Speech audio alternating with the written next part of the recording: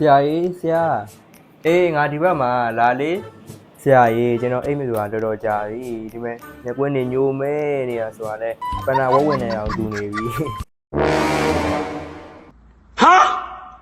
အဲ့ဒါကျွန်တော်အိတ်ပြောဘယ်လိုလုပ်မလဲဆိုတာနဲ့အိတ်ဆေးတောက်ဖို့လိုပြီလားဆိုတာလေးပြောပြပါအောင်ဆရာအေးပြောပြမယ်နော်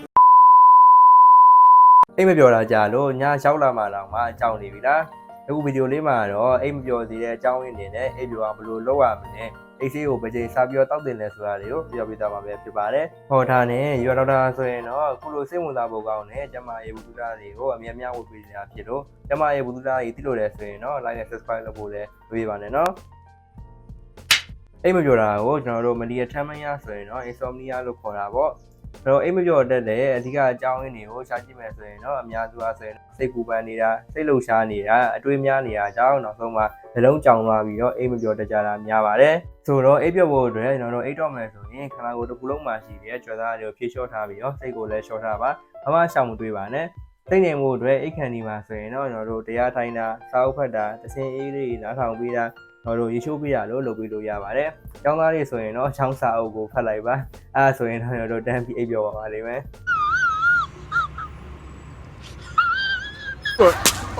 တွေးမများဖို့အတွက်အာရုံနဲ့ပြန်မှန်သွားအောင်ကျွန်တော်တို့မြန်မာနည်းမြန်မာဟန်တိုင်းပေါ့နော်ဘုရားသာချွတ်နေလို့လည်းရပါတယ်ဒီလိုကိုကအတွေးများပြီးတော့မျိုးလုံးကြောင်သွားတဲ့အချိန်တွေရောက်သွားပြီဆိုရင်လည်းဟာငါအိတ်မပြောတော့ဘူးပဲဆိုပြီးတော့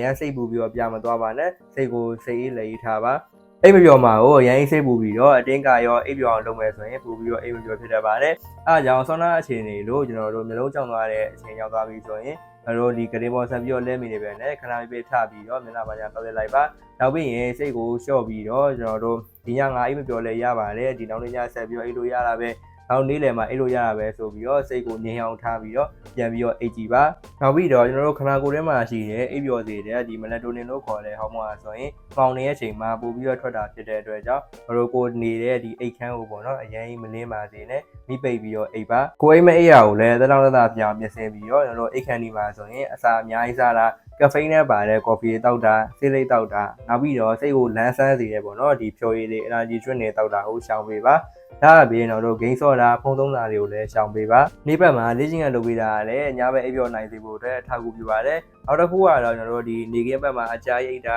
ဒါမှမဟုတ်ဒီညနေဆောင်ပေါ့နော်ညအိတ်ချိန်တန်းဒီမှာအိတ်တာမျိုးတွေမလုပ်ပါနဲ့ဒီလိုကိုကတခြားဆေးတွေလည်းတောက်နေရရှိရဆိုရင်တော့အဲဒီကိုတောက်နေတဲ့ဆေးတွေမှာအိတ်မပြောသေးတဲ့ဆေးပါလားဆိုတာကိုကျွန်တော်ဆရာဝန်ဒီမှာပြသပြီးတော့မေးမြန်းတင်ပါတယ်ကျွန်တော်တို့ဂျပန်ကနေရသတပတ်ကြာတဲ့ဒီအိတ်မပြောဘူးဆိုရင်အဲ့ဒါကိုတော့ဒီလိုအိတ်မပြောခြင်း acute insomnia လို့သတ်မှတ်ပြီးတော့ကျွန်တော်တို့ဒီတစ်ပတ်မှာအနည်းဆုံး3ညအိတ်မပြောဘူးအဲ့လိုမျိုးဖြစ်တာကျွန်တော်တို့ဒီ3လနဲ့အထက်ထိကြာသွားပြီဆိုရင်တော့ဒီရှေ့အိတ်မပြောခြင်း chronic insomnia လို့သတ်မှတ်ပါတယ်ဗျအိမ်မပြောလို့ဆိုပြီးတော့ကိုယ့်ဘက်ကိုအိတ်ဆေးတွေတန်းပြီးတော့ဝယ်မတော့ပါနဲ့ side effect တွေရှိတော့ပါပုံမှာပြောထားရတယ်ကျွန်တော်တို့ကိုယ့်ရဲ့ဒီနေထိုင်မှုပုံစံကိုအရင်ဆုံးပြောင်းလဲကြည့်ပြီးတော့အိတ်ပြောင်းလုပ်ကြည့်ပါကိုယ့်ရဲ့နေထိုင်မှုပုံစံပြောင်းလဲလိုက်တာတော့မှအိတ်လို့မပြောသေးဘူးအိမ်မပြောတာအရန်ကြာလာလို့ကိုယ့်ရဲ့ဒီအလုပ်တွေတာဝန်ဝတ္တရားတွေပါလုပ်ဖို့အတွက်ထိခိုက်လာပြီးဒီမနက်ခင်းမှာအလုပ်လုပ်ဖို့အတွက်တော့အားမရှိတော့ဘူးဆိုရင်တော့အဲ့ချိန်မှာဆိုရင်တော့ကျွန်တော်ဒီဆရာဝန်နဲ့တေချာပြသပြီးတော့စေစားတောက်ပေးဖို့အတွက်လိုလာပါရင်နော်ကဲအခုဆိုရင်အားလုံးပဲအိမ်မပြောတာနဲ့ပတ်သက်ပြီးတော့ဘုသူဒ္ဓတွေတူရမယ်လို့ယုံကြည်ပါတယ်ဗျအခုဗီဒီယိုလေးကနေတင်လွယ်ရုပ်တစုံတရားရသွားတယ်ဆိုရင်တခြားသူတွေလည်းသိသွားအောင် share သွားပေးပါအောင်နော်